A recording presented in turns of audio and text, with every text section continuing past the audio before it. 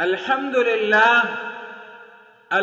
لله على كل حال ونعوذ بك من أهل النار أما بعد بسم الله الرحمن الرحیم.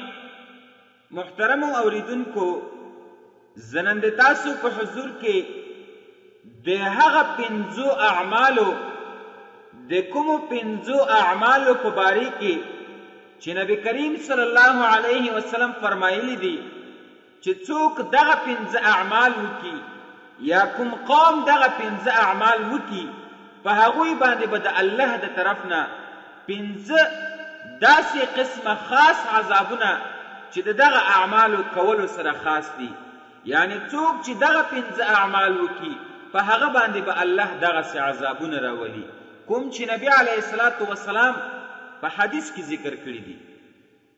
هغه حدیث داسې دی په ابن ماجه کې د عبدالله ابن عمر رضی الله تعالی عنه نه روایت دی چې موږ 10 کسان د رسول الله صلی الله علیه وسلم په خدمت کې حاضر وو.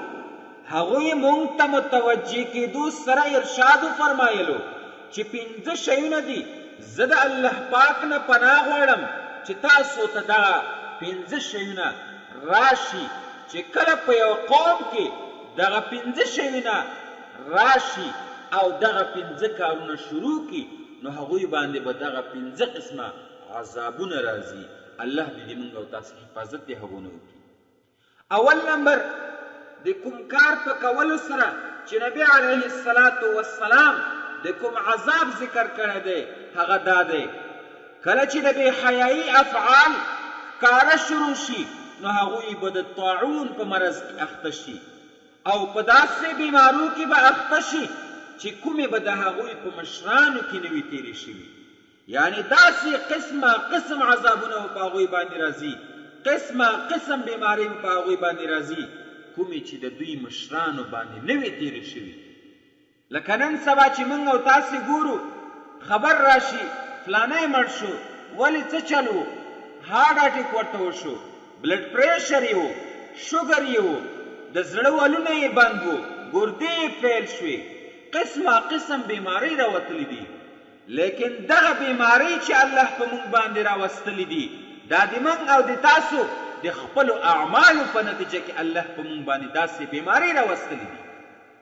کله چې فرعون د موسی علیه السلام د خبرو نافرمانی کوله او د الله د حکمونو نافرمانی کوله، د موسی علیه السلام خبره یې نه منله، نو الله قسم عذابونه د فرعون په قوم او فرعون باندې راوستل. نو نن سبا چې موږ او تاسې ته علماء کرام کومې خبرې کوي او کوم د الله احکام بیانوي، د رسول الله طریقې بیانوي، باید چې موږ او تاسې په هغې باندې عمل وکړو. که چېرته موږ او تاسې په هغې باندې عمل ونه کړلو نو په موږ باندې هم الله بیا قسم عذابونه راولي. د الله عذاب دا ډیر سخت عذاب وي، الله مو دې ترې وساتي. نن که موږ او تاسې ته یو بادشاه، یو وزیر یا یو تانیدار څه دمکي راکړي، که چېرته تاسو دغه کار وکړو نو دومره قید به وي او داسې سزا به درکولی شي. نو موږ خو بیا ډیر ویریږو او هغه کار ته بلکل نږدې کېږو هم نه. نو یو داسې بادشاه چې د هغه مقابله غټ بادشاهان چې د خدایي دعوه به یې کوله، نمرود، قارون، فرعون، دغه الله تعالی په څه رقم عذاب باندې گرفتار کړل او دوی یې ذلیله کړل. نو بیا موږ او تاسې واورئ مسلمانانو، د الله نافرماني مه کوئ، د الله فرمانبرداري شروع کړئ، الله سره شریک مه جوړوئ، د الله په احکامو باندې عمل شروع کړئ، د رسول الله په طریقو باندې روان شئ، د صحابه کرامو په طریقو باندې روان شئ، د تابعینو په طریقو باندې روان شئ. خو که چېرته موږ او تاسې د الله نافرماني کوله، د رسول الله نافرماني مو کوله، د صحابه کرامو په طریقو باندې نه تللو، د تابعینو په طریقو باندې نه تللو، د علماء کرامو خبرې مو نه منلې، علماء کرامو پسې مو بدې ردې ویلې، علماء کرامو نافرماني مو کوله، د دوی په خبرو پسې موږ او تاسې ټوکې او مسخرې کولې، نو بیا د موږ او تاسې ډېر بد ځای ده. ډېر یو بد ځای ته موږ او تاسې روان یو چې د هغه بد ځای نه ټول انسانان او ټول مخلوقات د هغه ځای نه پناه غواړي چې هغه جهنم ده. نو که چېرته موږ او تاسې دغه 5 اعمال کوو کوم چې نبي علیه الصلاة وسلام په دغه حدیث کې ذکر کړي دي، نو الله به په موږ او تاسې باندې بیا دغه مخصوص عذابونه راولي. اول نمبر د بې حیایي افعال چې کله ښکاره شروع شي نو هغوی به د طاعون په مرض کې اخته شي او په داسې بیماریو کې به اخته شي کومې به چې د هغوی په مشرانو کې نه وي تېرې شوي. دویم نمبر او چې کله یو قوم په ناپ او تول کولو کې کمی شروع کی نو په هغوی به قحط، تنګسیا او حکامو په ظلم کې به اخته شي. دریم نمبر نه دې بندوي یو قوم زکات ورکول مګر که بند یې کړلو دغه زکات ورکول نو الله پاک به په دوی باندې باران د رحمت بند کړي. یعنی که چېرته کوم یو قوم زکات ورکول بند کړي الله به په دوی باندې د رحمت باران بند کړي. که چېرته زناور او مرغان نه وای نو کله به هم باران نه کېدلو. یعنی زکات نه ورکوونکی قوم په قحط او خشکسالۍ کې اخته کیږي.